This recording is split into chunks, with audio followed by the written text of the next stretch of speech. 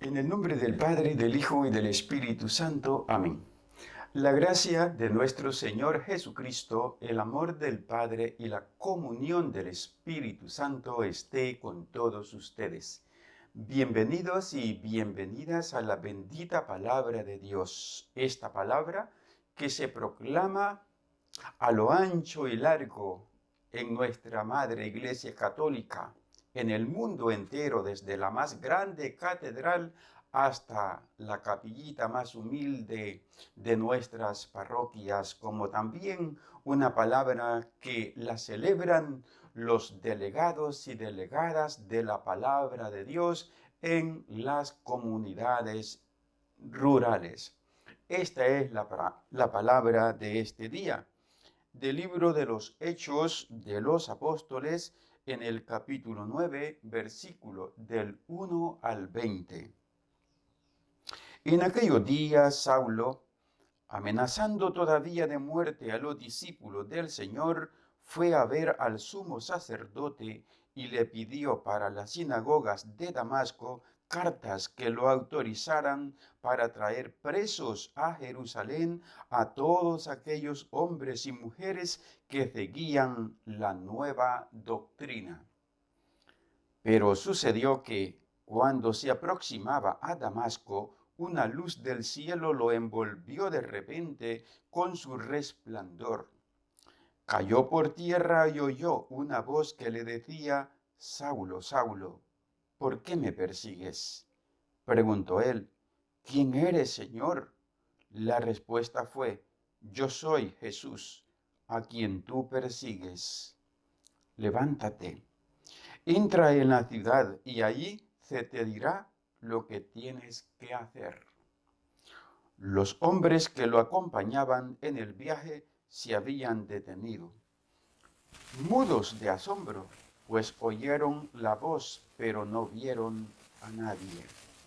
Saulo se levantó del suelo y aunque tenía abiertos los ojos, no podía ver. Lo llevaron de la mano hasta Damasco y allí estuvo 3 días ciego, sin comer ni beber. Había en Damasco un discípulo que se llamaba Ananías, a quien se le apareció el Señor y le dijo: Ananías. Él respondió: Aquí estoy, Señor. El Señor le dijo: Ve a la calle principal y busca en casa de Judas a un hombre de Tarso, llamado Saulo, que está orando. Saulo tuvo también la visión de un hombre llamado Ananías, que entraba y le imponía las manos para que recobrara la vista. Ananías contestó: Señor, he oído a muchos hablar de ese individuo y del daño que ha hecho a tus fieles en Jerusalén. Además, trae autorización de los sumos sacerdotes para poner presos a todos los que invocan tu nombre. Pero el Señor le dijo: No importa, tú ve allá, porque yo lo he escogido como instrumento para que me dé a conocer a las naciones, a los reyes y a los hijos de Israel. Yo le mostraré cuánto tendrá que padecer por mi causa. Ananías fue allá, entró en la casa, le impuso las manos a Saulo y le dijo: Saulo, hermano, el Señor Jesús, que se te apareció en el camino, me envía para que recobres la vista y quedes lleno del Espíritu Santo. Al instante, algo como escamas se le desprendió de los ojos y recobró la vista. Se levantó y lo bautizaron. Luego comió y recuperó las fuerzas. Se quedó unos días con los discípulos en Damasco y se puso a predicar en las sinagogas, afirmando que Jesús era el Hijo de Dios. Palabra de Dios, te alabamos, Señor. Salmo 116. Que aclamen al Señor todos los pueblos. Aleluya. Que aclamen al Señor todos los pueblos. Aleluya. Que alaben al Señor todas las naciones. Que lo aclamen todos los pueblos. Que aclamen al Señor todos los pueblos. Aleluya. Porque grande es su amor hacia nosotros y su fidelidad dura por siempre. Que aclamen al Señor todos los pueblos. Aleluya. Aleluya, aleluya. El que come mi carne y bebe mi sangre permanece en mí y yo en él, dice el Señor. Aleluya. El Señor está con ustedes. Lectura del Santo Evangelio según San Juan. Gloria a ti, Señor. En el capítulo 6, versículo del 52 al 59. En aquel tiempo los judíos se pusieron a discutir entre sí. ¿Cómo puede éste darnos a comer su carne? Jesús les dijo, yo les aseguro, si no comen la carne del Hijo del Hombre y no beben su sangre, no podrán tener vida en ustedes. El que come mi carne y bebe mi sangre tiene vida eterna, y yo lo resucitaré en el último día. Mi carne es verdadera comida, y mi sangre es verdadera bebida. El que come mi carne y bebe mi sangre permanece en mí y yo en él. Como el Padre que me ha enviado posee la vida y yo vivo por él, así también el que me come vivirá por mí. Este es el pan que ha bajado del cielo. No es como el maná que comieron sus padres, pues murieron. El que come de este pan vivirá para siempre.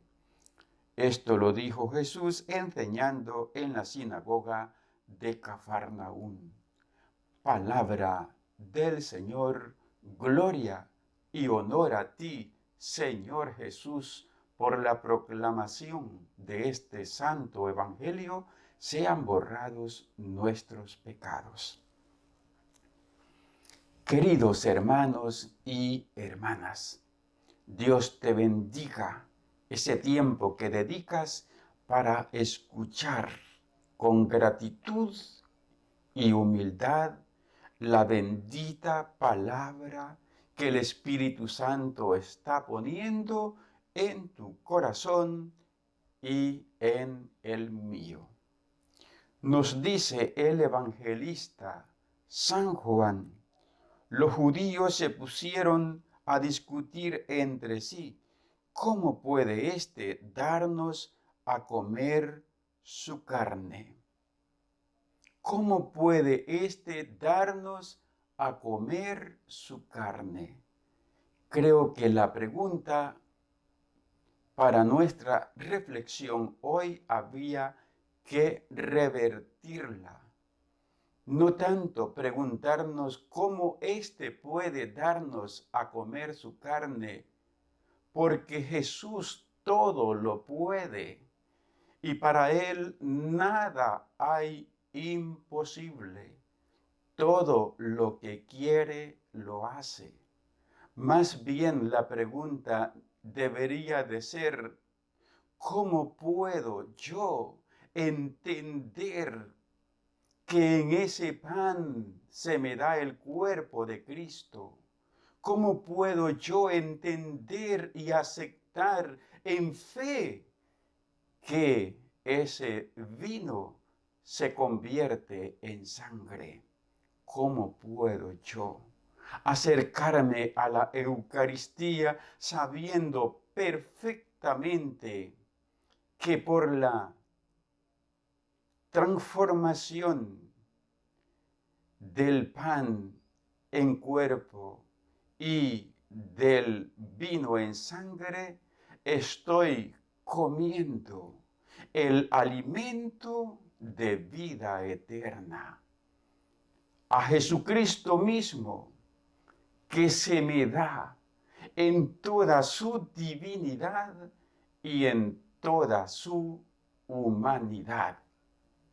Es una comida en la que nosotros nos volvemos otro Cristo.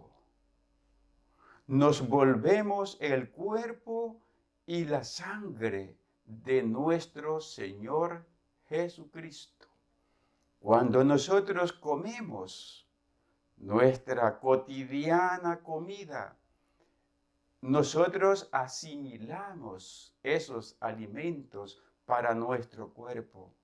Cuando comemos el cuerpo y bebemos la sangre de nuestro Señor Jesucristo, es Jesucristo el que nos asimila a nosotros. Él nos hace su cuerpo, Él nos hace su sangre.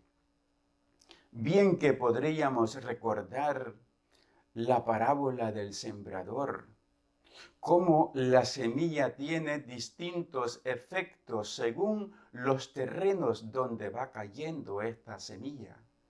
Así podríamos hablar también de los efectos de la Eucaristía en nuestra alma, en nuestro corazón. Hay una secuencia a la Eucaristía que dice que este pan y este vino produce distintos efectos, unos de salvación y otros de condenación. Creo que aplicando la parábola del sembrador a este gran sacramento, a la presencia de Jesús en su cuerpo y en su sangre, se nos hace fácil reflexionar los efectos que da la Eucaristía en un corazón bien dispuesto y en un corazón medio tambaleante. Como la semilla cae en el camino y se pierde porque los pájaros se lo comen, también podríamos decir que la Eucaristía también cae en corazones camino, que los pájaros se comen este gran manjar.